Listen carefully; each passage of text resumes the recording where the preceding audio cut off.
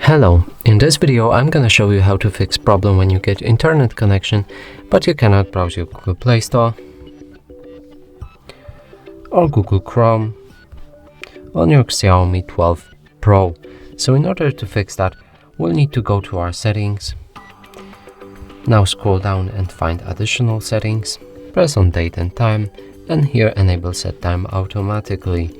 Now if we go back to the Google Chrome, reload the page, it should load properly, and the same will be with our Google Play Store. We can open any app and update or install it normally. And that's it for this video. Hope you like it. Please consider subscribing to our channel, leave a like and a comment below.